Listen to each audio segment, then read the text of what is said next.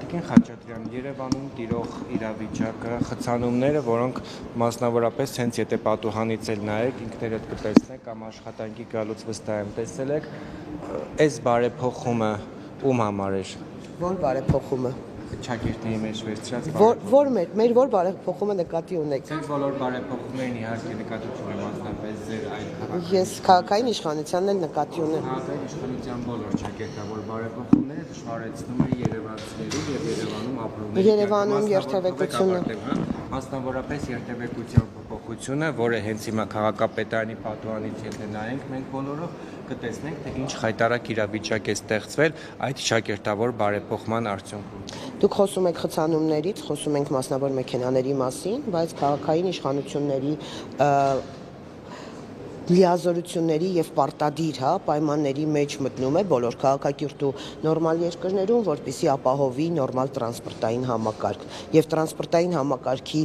կարևոր մասերից մեկն է ունենալ տրանսպորտային գծեր։ Տրանսպորտային գծերը տրանսպորտով օգտվող քաղաքացիների եւ այո մեքենաներով օգտվող քաղաքացիների շահերը երբեմն ինչ որ բաներում իրար հակասում են։ Մենք փորձում ենք ստեղծել ամեն հնարավորինս։ Մենք նաեւ ապագայի պլաններում ունենք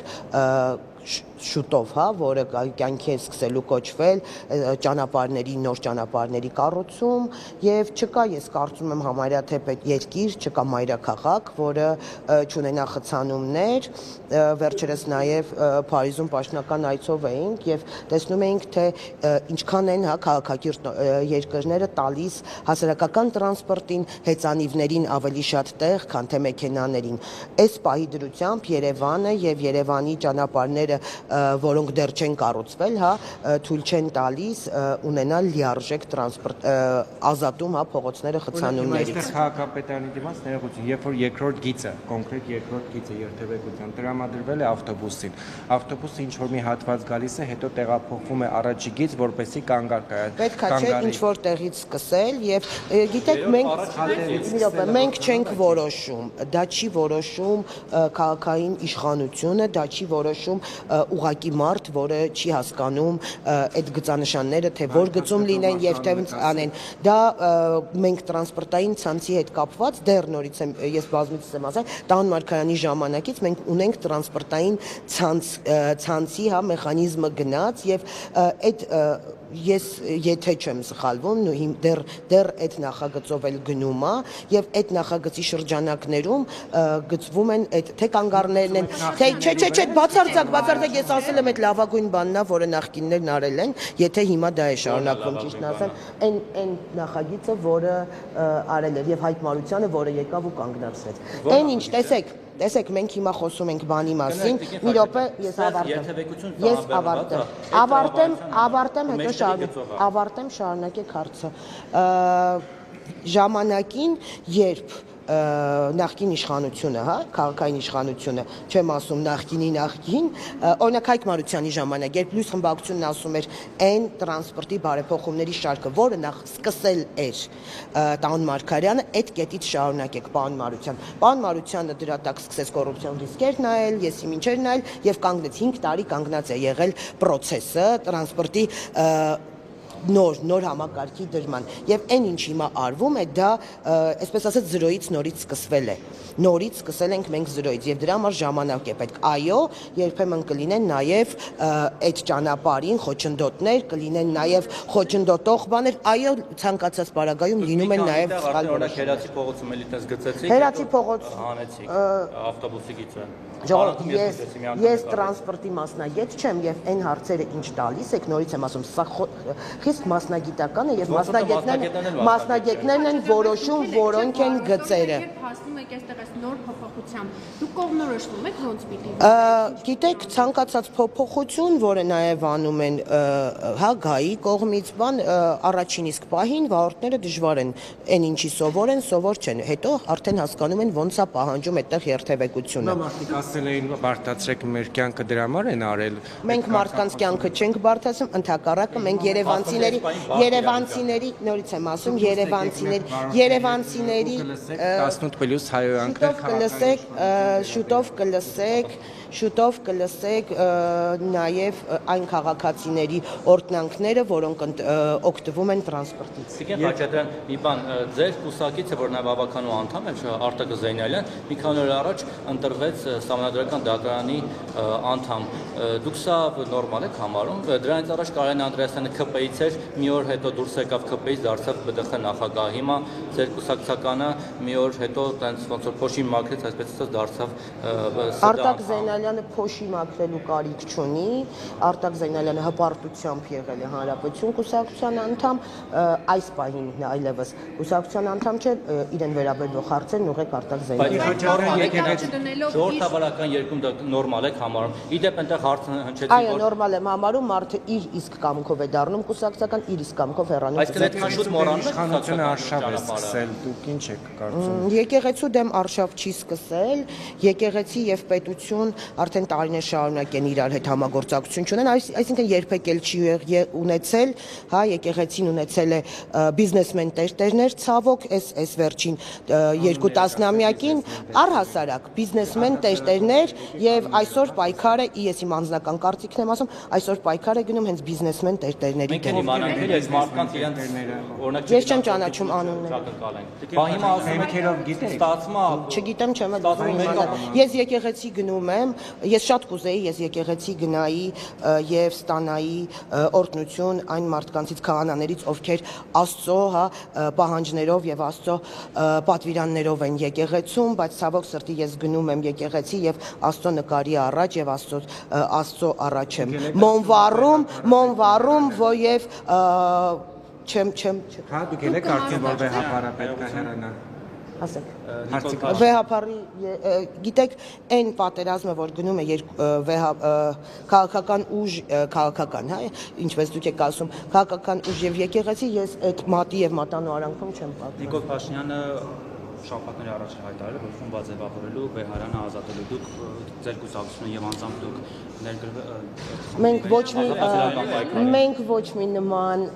ազատումներ կամ որևէ հա խմբերում երբեք ներգրաված չենք եղել ներգրաված Սասնա ծռերի ժամանակ, չենք եղել ներգրաված տարբեր հա դրանից եկող տարբեր 18 թվականին ոչ հանրապետություն կուսակցությունը չի մասնակցել փողոցային պայքարին հեղափոխության ժամանակ Նիկոլ Փաշինյանի գալուն ոչ իհարկե դեմ չենք եղել մենք տարիներ շարունակ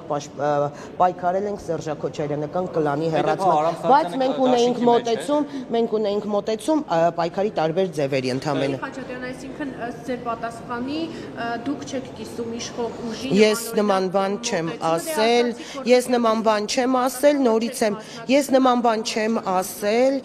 նորից եմ ասում, մենք քաղաքական ուժ ենք, մենք քաղաքական ուժը մեր հայտարարությունները անում է, հայտարարությունների շրջանակներում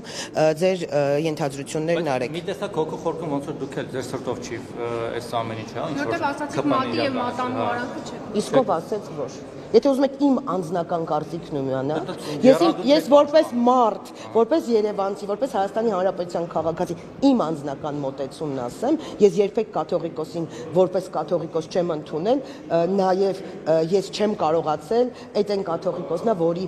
կաթողիկոս ընտրվելու առաջին իսկ բառերն եղել են հոկտեմբերի 27-ը եղել ազգային ժողովում, այդ այն կաթողիկոսն է, որը մի քանի ժամ թաքցրել է, որ հոկտեմբերի 27-ը եղել ազգային ժողովում, ինքը իմացել է արդեն, թաքցրել է, որպեսզի իր ընտրությունները լինեն, նոր ասի, որ հոկտեմբերի 27-ը եղել, որ հանկարծ իր ընտրությունները պրավալի չգնան։ Իդեպ Տիկին Խաչատրյան, այդ որ ասում եք բիզնեսմեն տերտերներ, որպեսզի մերկապարանոց ուրիշ հարցեր, եթե կան, խնդրեմ, չեմ մերկապարանոց չհնչի ձեր հայտարարությունը։ Իմ հայտարարությունները երբեք մերկապարանոց չեմ։ Ես ասեցի Հայաստանի Հանրապետությունում բարձմիցս բենտլիներով ու մնացածով Թաղապետի հետ կապված, նորքի նախին թաղապետի հետ կապված, արդյոք քրեական գործեր կան, ինչ փուլ։ Այո, կան քրեական գործեր, այո, երկրում է եւ ստորագրությունով երկրից չբացակայելու պայմանով են բոլոր ում վրա մեղադրանքներ առաջադրված է եւ բոլորը երկրում են։ Իսկ ինչպես է վերաբերվում, որ օրինակ Շենգավիթի արդեն նախին թաղապետը, հա, ծեծի ենթարկել համար Մաքսին Կալանավորից, իսկ ձեր Ես չեմ կարող դատարանի կամ որևիցե մարմնի որոշումներ քննարկել։ Անարդարած դատարանը։ Կադրերը չգիտելով Ես չգիտեմ Շենգավիթ վարչական շրջանի ղեկավարի այն ինչի համար կալանավորվել է մանրամասները։ Տիգրան Ներողություն, մենք գիտենք։ այն ինչ եղել է ուղիղ եթերով բոլորը տեսել եք եւ դա չի եղել ծեծ որպես այդպեսին ես իմ ինչպես եւ փոխադարձ է եղել փոխադարձ 5-6 հոգով խփում են փոխադարձ կթողեք ավարտեմ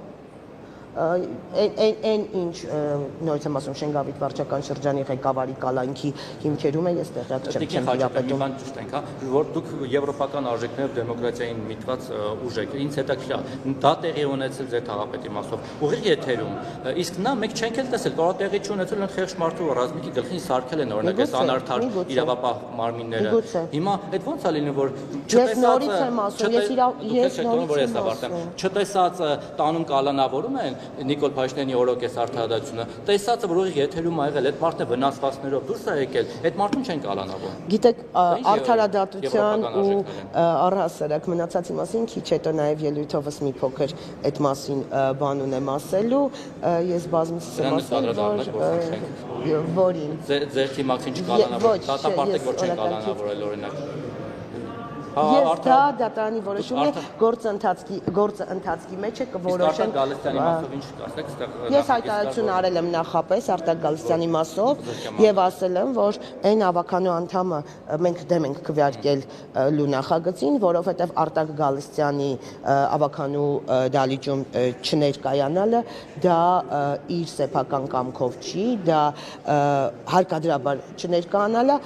օրինակ ոչ, ասենք նման մյուսներին Զարուհի Փոստանջանին վերցնում, բերում, դնում են իրենց սեփական նախագծերը, քվեարկումա գնում է, իսկ Արտակ Գալստյանին իր կամքին հակառակա, որ ինքը չի գալիս։ Բայց մի բան արել է, չէ՞ որ հայտնվել այս Հա, բայց չունենք, տեսեք, կա նաև անմեղության կանխավարկած, ես չեմ կարող բանել, երբ կլինի դատարանի որոշում, Արտակ Գալստյանը ինքնըստինքյան կարող է իմացել շահերի ցապախում ձեր եւ ԿՊ-ի Արտակ Գալստյանի ընտեղ գտնվել է դրա համար։ Ես նորից եմ ասում, բերեք մյուս այդ համանուն խմբակցության այլ ավականու անդամի, որը իր ոտքով է բացակայում չի գալիս, մենք պատրաստ եմ քվեարկել։